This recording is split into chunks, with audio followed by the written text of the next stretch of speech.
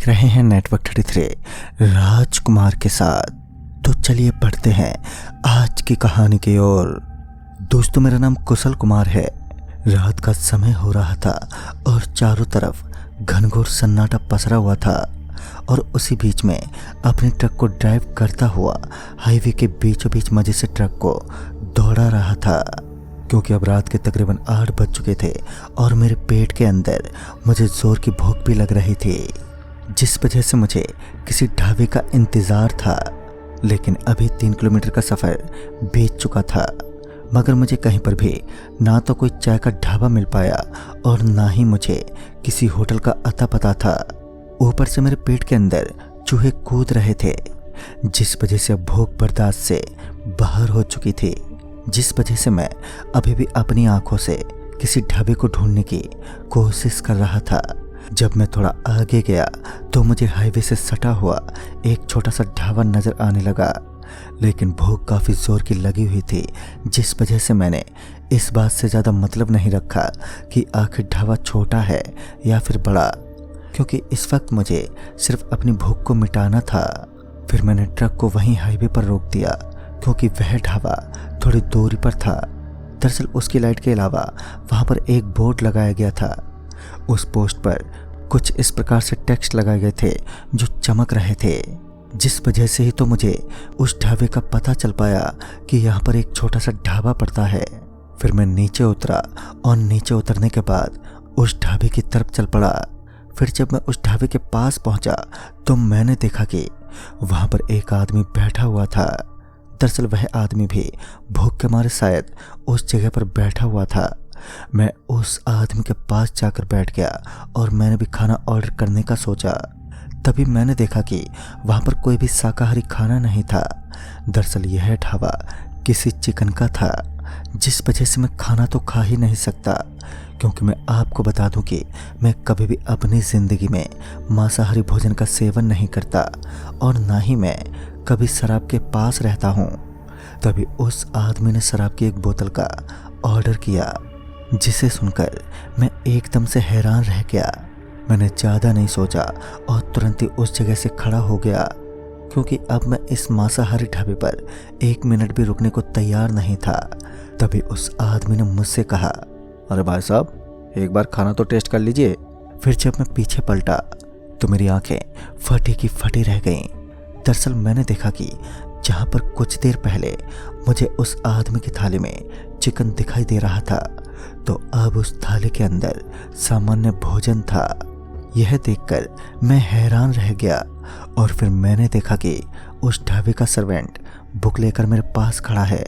फिर मैं एक पल के लिए सोचने लगा और बाद में मैं वहीं पर बैठ गया, क्योंकि मुझे लगा कि शायद मेरा कोई वहम होगा।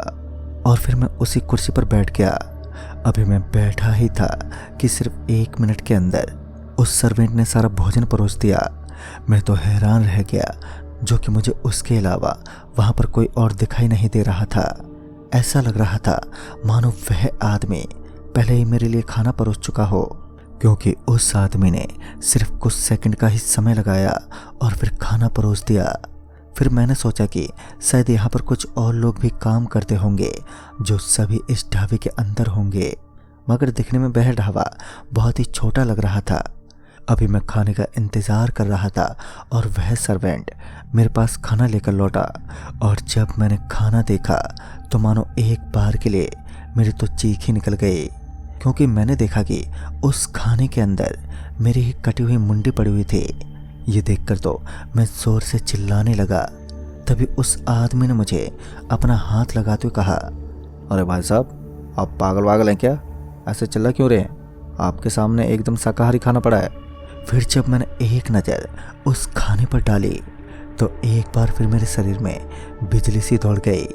भले ही उस वक्त मुझे बहुत जोर की भूख लगी हुई थी, लेकिन इस डर और खौफ की रात में पता नहीं कब मेरी भूख अचानक से ही बंद हो गई, क्योंकि मुझे अब इस ढाबे के ऊपर ज़रूर कुछ गड़बड़ लगने लगी, जिस वजह से अब मैं एक पल भी रुकने को तैयार नहीं था। तभी मुझे ऐसा लगने लगा कि अब अचानक से मौसम का हाल बदलने लगा है। चारों तरफ बादलों की गड़गड़ाहट मुझे सुनाई देने लगी। ऐसा लग रहा था मानो कोई तूफान आने वाला है, लेकिन मैं गलत था। बल्कि कोई तूफान नहीं आने वाला, क्योंकि यह चीज़ उससे भी भयानक और उससे भी ज़्यादा ताकतवर थी, जो मेरा अंत कर सकती थी, या फिर ऐसा कह सकते हैं कि वह मेरी मौत का कारण बन सकती थी। अभी मैं तुरंत ही वहाँ से उठकर जाने लगा, तभी उस ढाबे का मालिक बाहर निकला और एकदम से बोल पड़ा कि यहाँ पर जो भी आता है वह खाना खाए बिना लौट नहीं पाता, मगर जो यहाँ से खाना खाए बिना लौटता है उसका अंत यहाँ की बुरी ताकतें कर देती हैं। तो मैंने जवाब दिया, आप क्या बोल रहे हैं ये? मैं इतना बोलने के बाद उस आदमी का चेहरा घूरने लगा, लेकिन उस आदमी के चेहरे के ऊपर एक रुमाल बंधा हुआ था, जिस वजह से मैं उसे देख तो नहीं पाया, लेकिन पता नहीं क्यों मुझे वह आदमी कुछ ठीक नहीं लग रहा था। दरअसल उसके हाल चाल मुझे कुछ गहराई के अंदर डालने की कोशिश कर रहे थे, लेकिन अभी भी मैंने उस आदमी की हरकतों पर ध्यान नहीं किया और वापस से अपने घर की तरफ रवाना होने लगा। तभी वहीं पर बैठे उस आदमी ने कहा, भाई साहब, यह कोई ढाबा नहीं है, यह एक होटल है जिसे आप अभी पहचान नहीं पाए, और ये इस दुनिया की नहीं है बल्कि भूत प्रेत की दुनिया से जुड़ी हुई है। उस आदमी की ये बातें सुनकर मैं अपना पेट पकड़कर ज़ोर ज़ोर से हंसने लगा, और जब मैंने अपनी आंखें खोली तो मानो मेरा पूरा शरीर बुरी तरह से कांपने लगा, क्योंकि इस बार मेरे सामने एक ऐसा नज़ारा प्रस्तुत था जिसे देखकर हर कोई इंसान अंदर से हिल जाए। दरअसल मैंने देखा कि अब वहाँ पर कोई छोटा मोटा ढाबा नहीं था। इस बार मैंने देखा कि वहाँ पर चारों तरफ एक होटल की बहुत ही बड़ी दुकान खड़ी हो चुकी थी, जिसे देखकर मैं हैरान था। और सबसे डरा देने वाली बात तो ये थी कि उस होटल के ऊपर कुछ ऐसे लोग बैठे हुए थे जिनकी आंखें बाहर की तरफ निकली हुई थीं, क्योंकि इस वक्त मैं उनके बिल्कुल एकदम करीब खड़ा था। किसी का हाथ कटा हुआ था तो किसी की गर्दन नीचे की तरफ मुड़ी हुई थी, जिस वजह से ये अंदाज़ा लगाया जा सकता था कि इस दुनिया में भूत प्रेत का साया सच में होता है या फिर नहीं।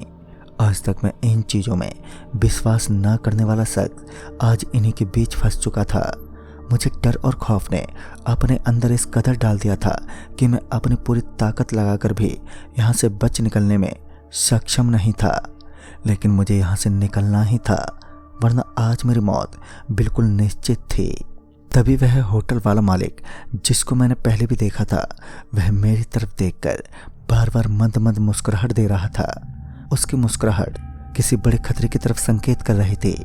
जब मुझे कोई और चारा नहीं मिला तो मैंने उस जगह से भागना स्टार्ट कर दिया, लेकिन जब मैं पीछे मुड़ा तो मानो मेरी जीने की सारी उम्मीदें खत्म ही हो चुकी थीं, क्योंकि इस बार मैंने देखा कि मेरे बिल्कुल पीछे की तरफ मुझे एक दीवार नज़र आ रही थी, जिसके अंदर मैं कैद हो चुका था, और वहाँ का दरवाज़ा वहाँ से कुछ दूर आगे ही था।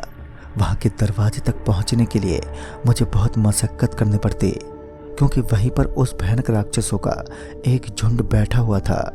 शायद उन शैतानों को चकमा देना भी आसान नहीं था, जिस वजह से मैं तो यहीं फंसा हुआ था।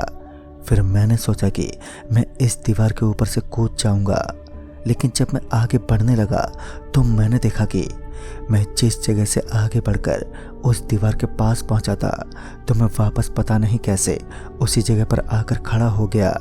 अब मैं इसका मतलब समझ चुका था। दरअसल यहाँ का सारा नज़ारा छल कपट और बुरी ताकतों की शक्तियों से मिलकर बना हुआ था, जिसे पार करना मेरे लिए आसान नहीं था, लेकिन मैं कोशिश तो कर ही सकता था। मैं पहले से भगवान का नाम जपता रहा, लेकिन मैं वहाँ से निकल नहीं पाया। भूत प्रेत और इन सब चीज़ों का तभी सामना किया जा सकता है जब खुद के अंदर एक आत्मविश्वास और एक शक्ति हो, और अब मैंने भी अपने आत्मविश्वास को बढ़ाना शुरू कर दिया था, क्योंकि अब मैं पूरी ताकत लगाकर वहाँ से निकलना चाहता था। पहले तो मैंने अपने दांतों को दबाया, अपने पूजनीय श्याम बाबा का नाम जपते हुए तुरंत वहाँ से भागने की कोशिश करने लगा, और इस बार मैं सफल हुआ। लेकिन जब मैंने एक बार पीछे पलटकर देखा तो इस बार मैंने देखा कि अब उस होटल का पूरा नज़ारा बदल चुका है, क्योंकि अब वहाँ पर एक खंडर जैसा कुछ मकान बना हुआ मुझे नज़र आ रहा था, जिसे देखकर मैं एक बार के लिए हैरान रह गया। क्योंकि कुछ देर पहले तो मुझे यहाँ पर एक अच्छी खासी होटल खड़ी हुई नजर आ रही थी। अब उनमें से कुछ शैतान लगातार मेरे पीछे भाग रहे थे। शायद अब उनका उद्देश्य मेरी मौत को तय करना था, क्योंकि उनकी दौड़ और उनकी आक्रामकता इसी चीज को बयां कर रही थी कि आज वह मेरा अंत करने वाले हैं। लेकिन किसी तरह से मैं अपने ट्रक के पास पहुंचने में कामयाब हुआ। फिर मैं जल्दी से ट्रक में बैठा और फिर मैंने ट्रक को तेज गति से भगाना शुरू कर दिया। मेरे ट्रक की स्पीड बहुत ही ज़्यादा बढ़ चुकी थी। मेरे ट्रक की हेडलाइट अपने आप ही ऑन ऑफ होने लगी। इसके पीछे का कारण तो मैं अभी तक जान नहीं पाया, लेकिन मुझे यह पूरा विश्वास था कि यह सब उन्हीं बुरी ताकतों की वजह से मेरे साथ हो रहा था। दरअसल वह अभी भी मेरे बिल्कुल पीछे ही पड़ी हुई थी और तभी मैंने ट्रक को एक जोरदार ब्रेक लगाया, क्योंकि मेरे बिल्कुल सामने कई जंगली जानवर गुजर रहे थे। मैं नहीं चाहता था कि मेरी वजह से किसी जानवर की मौत हो जाए। तभी मैंने सुना कि बाहर की तरफ बहुत ही भयानक आवाज़ आने लगी और इस बार जब मैंने अपने ट्रक को वापस चलाने की कोशिश की तो पता नहीं क्यों, लेकिन मेरी ट्रक अचानक से ही धक्का खाकर बंद हो गई, जिस वजह से मेरी मुसीबतें अब और भी ज़्यादा बढ़ चुकी थीं। मुझे तो समझ ही नहीं आ रहा था कि इस वक्त मुझे क्या करना चाहिए, क्योंकि अब मैं दोनों तरफ से घिर चुका था। एक तरफ जंगली जानवरों का साया मेरे ऊपर मंडराने लगा था, तो वहीं दूसरी तरफ भूत प्रेत जैसी राक्षसी ताकत मेरे पीछे पड़ी हुई थी। ऐसे में मुझे क्या करना चाहिए, सच बताऊं तो मुझे कुछ भी नहीं मालूम था। लेकिन बाद में मुझे लगा कि अब ट्रक में रहना मेरे लिए मुश्किल हो सकता है, तो मैं तुरंत ही हाईवे पर अपने ट्रक से नीचे उतर गया और फिर वहां से सामने की तरफ चल पड़ा। हालांकि मैं जानता था कि मेरे ऊपर जंगली जानवरों का साया मंडरा सकता है, लेकिन मैं छुपते छुपाते हाईवे के ऊपर किसी तरह चलते हुए आगे की तरफ बढ़ने लगा। जब वहां से मैं तकरीबन 100 मीटर की दूरी पर आ पहुंचा तो मैंने देखा कि मुझे अपने सामने एक छोटी सी लाइट दिखाई दे रही थी, जिस रोशनी को देखते ही मुझे अपने बचने की एक उम्मीद नजर आने लगी। मैंने तुरंत ही उसी तरफ चलना शुरू कर दिया, क्योंकि मेरी जिंदगी बचाने का मेरे पास इसके अलावा कोई और रास्ता नहीं था। फिर मैं उस रोशनी के एकदम पास पहुंच गया तो मैंने देखा कि वहां पर एक छोटा सा कमरा बना हुआ था जो 4 दीवारी से बंद पड़ा हुआ था। फिर मैंने उस 4 दीवारी का दरवाजा खटखटाया और दरवाजा खटखटाते ही एक आदमी बाहर निकला। फिर उस आदमी ने मुझे जल्दी से अंदर आने का इशारा किया। उसका इशारा पाते ही मैं जल्दी से उसके कमरे में घुस गया। जब मैं उसके कमरे में दाखिल हुआ तो मैंने देखा कि उस आदमी के अलावा वहां पर एक बूढ़ी अम्मा बैठी हुई थी और फिर मैंने उन्हें अपनी पूरी घटना का जिक्र किया। तब जाकर मुझे पता चला कि काफ़ी दिन पहले वहां पर एक होटल था, लेकिन अचानक से चोर और डाकुओं ने उस पूरे होटल को आग लगा दी, जिस वजह से उनके अंदर बैठे हुए सारे लोग मारे गए थे। शायद यही बड़ी वजह है कि वहाँ के लोग, या फिर ऐसा कहें कि वह सारे मरे हुए लोग आज भी हर इंसान को दोषी मानते हैं और वो सभी आत्माएं उन्हें मौत के घाट उतार देती हैं। वहाँ से कुछ गिने चुने लोग ही बचकर निकल पाते हैं और तुम भी उन किस्मत वालों में से हो जो वहाँ से बचकर निकल गए, वरना वहाँ पर जाने वाले इंसानों का पता ही नहीं चलता कि आखिर वह कहाँ गायब हो गए। लेकिन दोस्तों, उस दिन मेरी जान बच गई और फिर मैं सुबह होने का इंतज़ार करता रहा और सुबह होते ही मैं वहाँ से घर के लिए निकल गया। तो दोस्तों, इस कहानी में बस इतना ही। तब तक के लिए बाय एंड टेक केयर।